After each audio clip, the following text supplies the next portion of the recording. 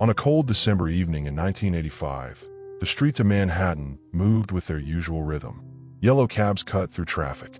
Office workers hurried past storefronts glowing in the early darkness. Outside a steakhouse on East 46th Street, a man stepped out of a black Lincoln Town car. He wore a long overcoat, his posture straight, his movements deliberate. To most people passing by, he was just another wealthy New Yorker heading to dinner. But this was no ordinary man. This was Paul Castellano. And within seconds, gunfire would erupt, forever cementing his name in the history of organized crime. But that moment, those final seconds, were only the end of a much longer story. To understand how Paul Castellano became one of the most powerful and controversial bosses in American Mafia history, we have to go back decades. Back to Brooklyn.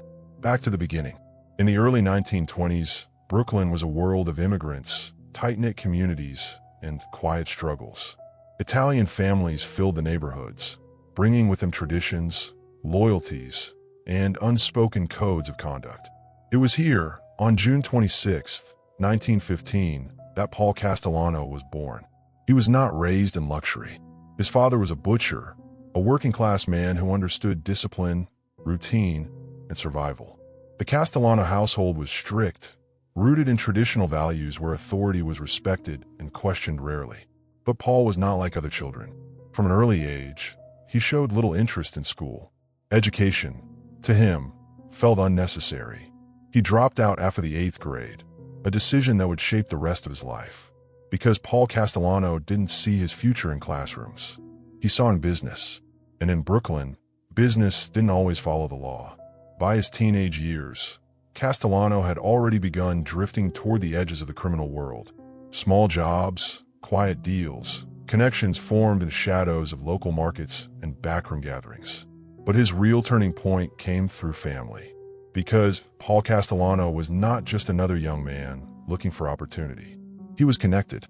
His cousin was Carlo Gambino. At the time, Gambino was rising quietly but steadily within the American Mafia. He wasn't loud or flashy. He didn't seek attention. But behind the scenes, he was building something powerful. And he saw something in Castellano. Where others saw a dropout, Gambino saw intelligence. Where others saw an experience, Gambino saw potential. Castellano wasn't a street brawler. He wasn't known for violence. Instead, he had a different skill set, one that would later define his leadership. He understood money. He understood systems. And most importantly, he understood control.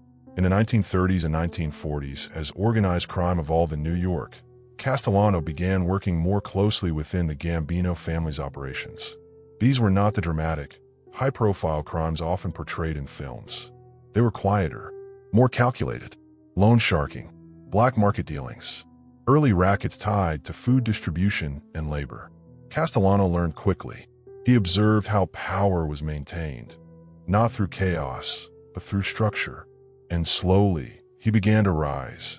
But his journey was not without consequence. In 1945, Castellano was arrested for armed robbery. It was one of the few times he would be directly linked to violent crime. He was convicted and sentenced to prison. For many, that would have been the end. But for Castellano, it became something else. A lesson. Because after serving his time, he emerged different, more cautious, more strategic. He began to distance himself from street-level violence, focusing instead on building influence through business and organization. And this approach did not go unnoticed. By the 1950s, Carlo Gambino had become one of the most powerful figures in the Mafia. And as his power grew, so did Castellano's position within the family. He was no longer just a relative. He was becoming a key player. Castellano's operations began expanding into legitimate industries: construction, meat distribution, trucking. On the surface, these were ordinary businesses. But beneath that surface, they were something else entirely.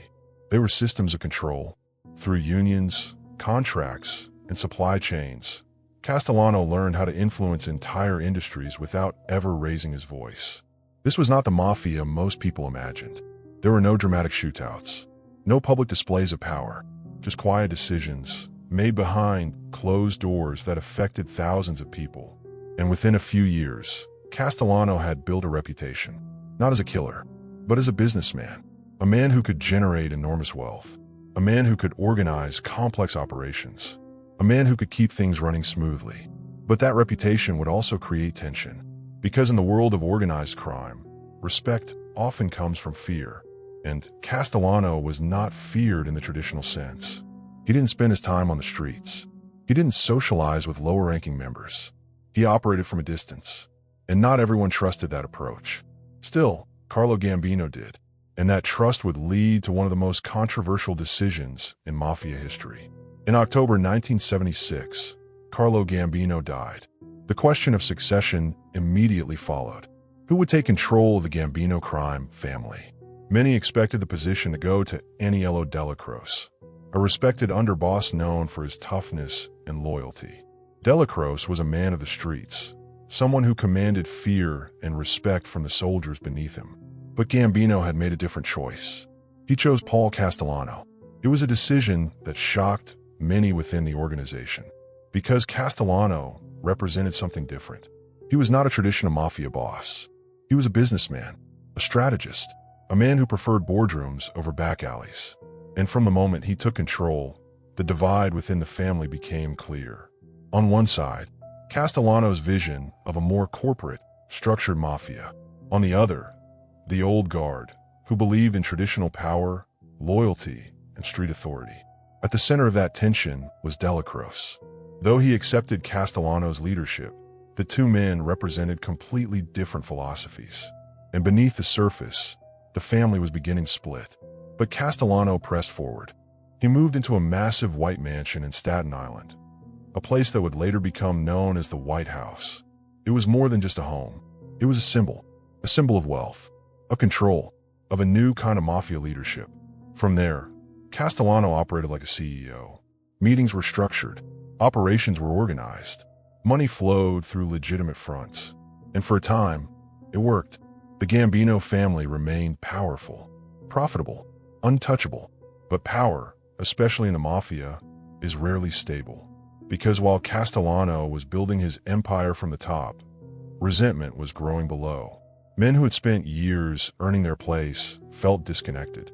They saw a boss who rarely interacted with them, a leader who valued profit over tradition, and a system that was changing faster than they were comfortable with.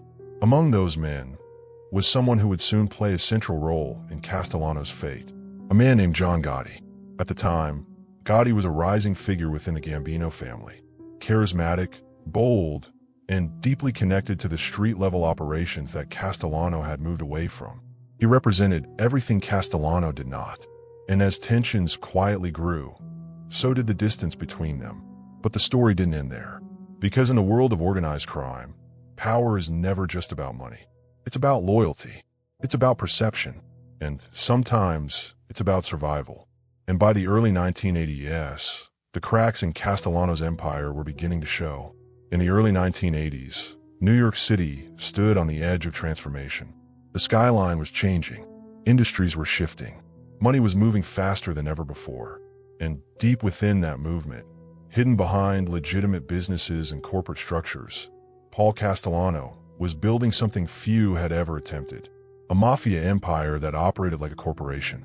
From his Staten Island mansion, Castellano didn't behave like a traditional crime boss. He didn't walk the streets. He didn't attend smoky backroom meetings and social clubs.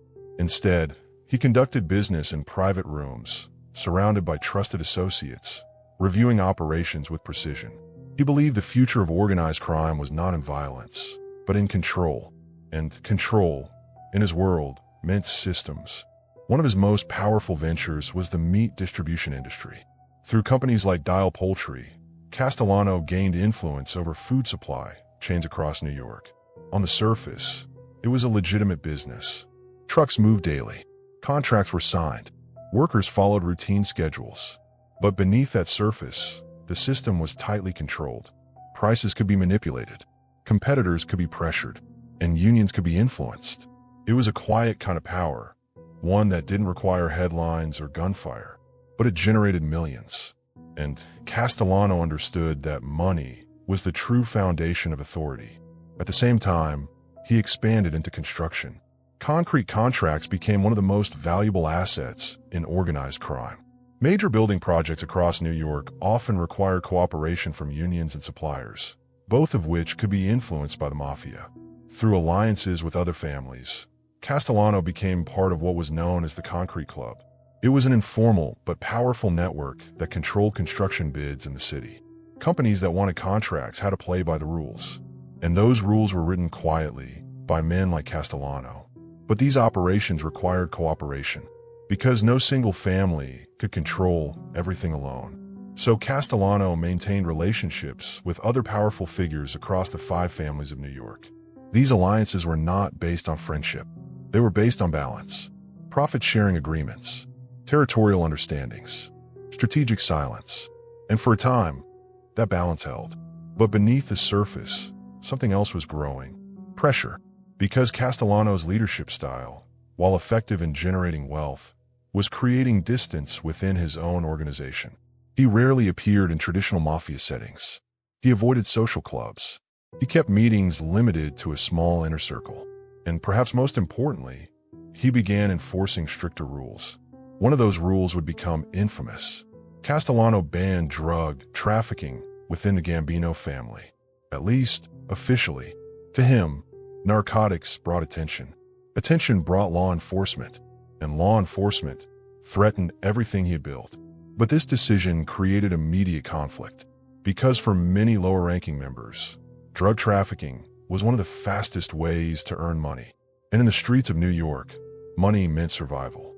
So while Castellano spoke of discipline and structure, others continued their operations quietly, often without his approval. This created a dangerous divide, a boss demanding control, and soldiers operating outside it. At the center of that tension stood John Gotti. Gotti was everything Castellano wasn't. He was visible, charismatic. He spent time with his crew. He understood the streets. And most importantly, he was respected by the men below him. By the late 1970s and early 1980s, Gotti had built his own reputation within the Gambino family. He ran operations out of the Bergen Hunt and Fish Club in Queens, a place that functioned as both a social hub and a command center. From there, Gotti and his crew were deeply involved in hijackings, loan sharking, and, increasingly, drug-related activities that directly violated Castellano's rules. But for a while, Castellano chose not to confront it directly, because his focus remained elsewhere. He was building something larger, something more complex, and he believed he could maintain control from the top. But that assumption would soon be tested. In 1983, federal authorities intensified their investigations into organized crime. Surveillance increased. Wiretaps were placed. Informants began to cooperate. And Castellano, with his extensive business operations, became a major target. But the most damaging blow came from within his own network. Roy DeMeo, a captain within the Gambino family. DeMeo controlled a crew involved in some of the most violent and profitable criminal activities in New York. His operations included auto theft rings, fraud schemes, and, according to law enforcement, numerous murders. But DeMeo's activities also attracted attention.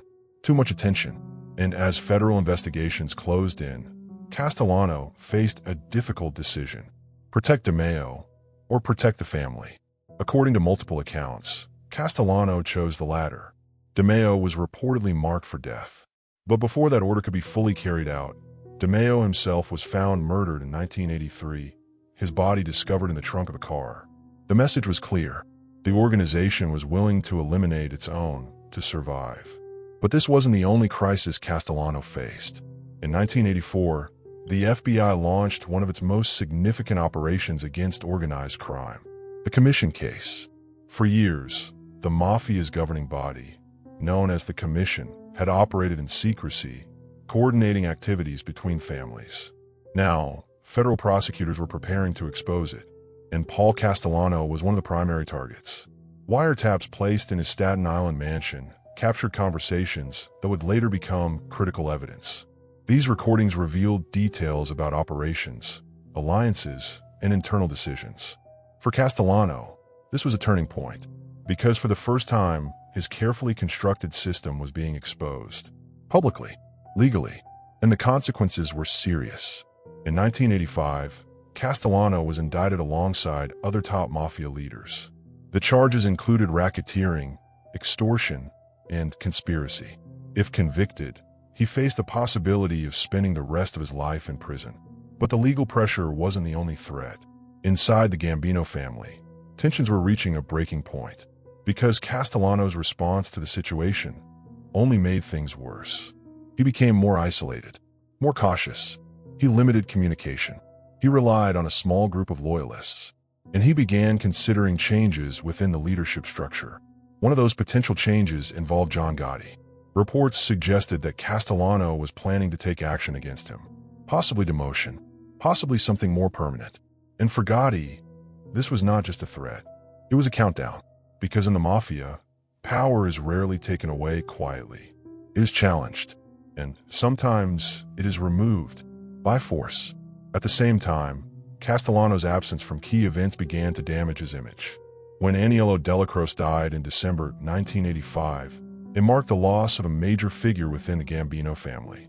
Delacroce had been a bridge between Castellano and the street-level members. His presence had maintained balance, but Castellano did not attend Delacroce's wake. For many, this was more than a simple decision. It was seen as disrespect, a sign that Castellano was disconnected from the very people he was supposed to lead. And in that moment, the divide became undeniable. The old guard felt abandoned. The new structure felt imposed, and loyalty began to shift. But the story didn't end there, because as Castellano focused on his legal battles and internal control, others were making plans of their own. Plans that would not involve negotiation. Plans that would not involve compromise.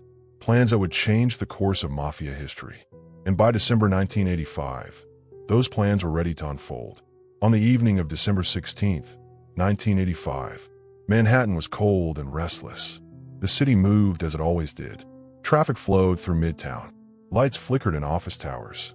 People hurried along sidewalks, unaware that within moments, one of the most powerful men in organized crime would be executed in public.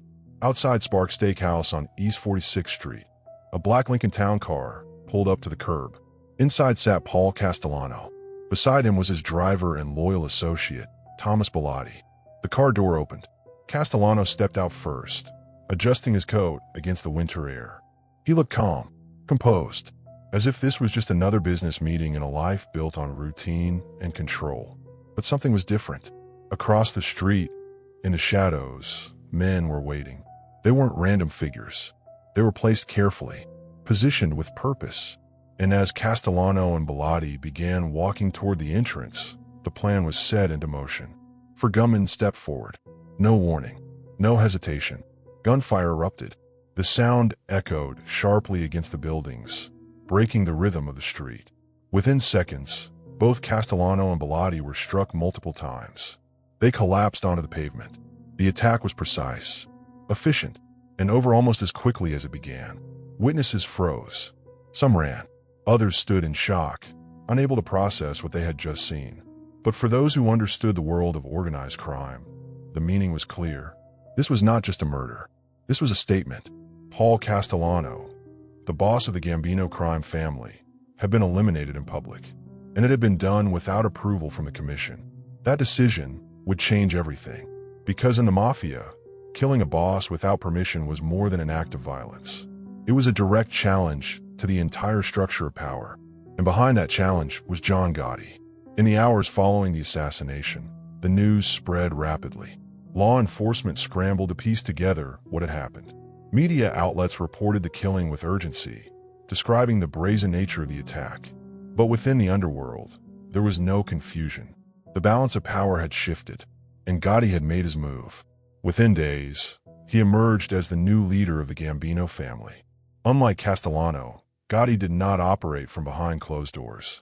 He was visible. He appeared in public. He spoke openly with associates. And soon, the press would give him a name: the Dapper Don. It was a stark contrast to Castellano's quiet, corporate approach. Where Castellano had built systems, Gotti built presence. Where Castellano had avoided attention, Gotti embraced it. But that visibility came with consequences. Because while Gotti's rise brought energy and loyalty from the streets, it also brought intense scrutiny from law enforcement. And in many ways, the very system Castellano had tried to protect was now exposed. But to understand the significance of Castellano's death, we have to look beyond the moment itself. Because his downfall did not begin on that street. It began years earlier. It began with decisions, with leadership style, with the way he chose to run the Gambino family. Castellano believed the Mafia could evolve. He believed it could move away from violence and into structured, profit-driven operations. And in many ways, he was right. His influence over industries like construction and food distribution proved that organized crime could operate within legitimate systems. But that evolution came at a cost, because the Mafia was not just an organization. It was a culture built on loyalty, on presence, on relationships. And Castellano, by distancing himself from the streets, had weakened those connections. Men who once felt included began to feel replaced. Soldiers who relied on direct leadership felt ignored. And as that disconnect grew, so did resentment. At the same time, his strict rules, especially regarding drug trafficking, created conflict. Because while Castellano aimed to protect the organization from law enforcement attention, others saw those rules as limitations. And in a world driven by money, limitations are rarely accepted quietly. But perhaps the most critical factor in his downfall was perception. Castellano was wealthy. He lived in a massive mansion. He operated through legitimate businesses. And to many within the organization, he began to look less like a mafia boss and more like a corporate executive.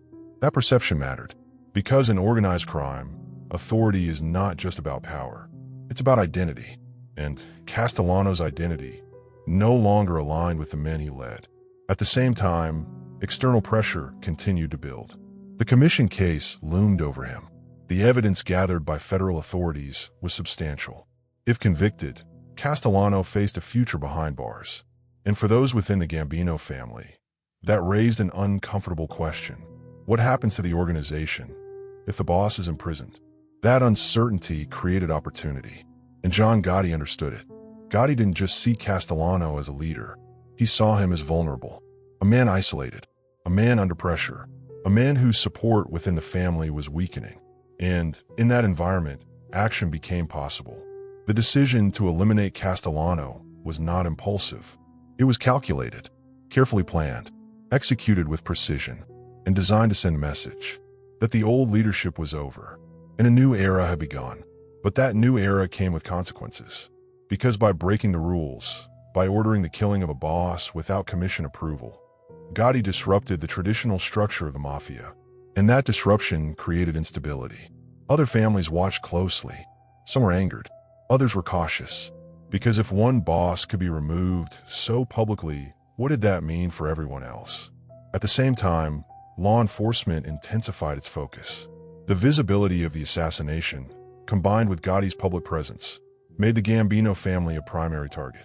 Investigations expanded, surveillance increased, and over the next several years, the pressure would only grow. Eventually, in 1992, John Gotti will be convicted on multiple charges, including murder and racketeering. He would spend the rest of his life in prison. And in a strange way, that outcome reflected the very danger Castellano had tried to avoid. Because while Castellano's methods created internal conflict, they were designed to minimize exposure, to reduce risk, to protect the organization from the kind of attention that ultimately led to Gotti's downfall. But history rarely offers simple conclusions, because Castellano's story is not just about failure. It is about transformation. He represented a shift in how organized crime could operate, a move toward structure, toward business, toward integration with legitimate industries. And while his approach was controversial, it was also influential. Many of the systems he developed continue to shape organized crime long after his death. Quiet control, economic influence, strategic operations. These elements did not disappear. They evolved. But his downfall serves as a reminder that power, especially in the world he inhabited, is never absolute. It depends on balance, on loyalty, on perception. And when those elements begin to fracture, even the most powerful figures can fall. On that cold December night in 1985, Paul Castellano stepped out of a car, unaware that his story was about to end. But in reality, the ending had been written long before, in the decisions he made, in the distance he created, in the empire he built, and the people he lost along the way. Because in the world of organized crime, survival is not just about power. It is about understanding the system you lead. And sometimes, the greatest threat does not come from outside. It comes from within. And for Paul Castellano, that threat was already waiting in the shadows.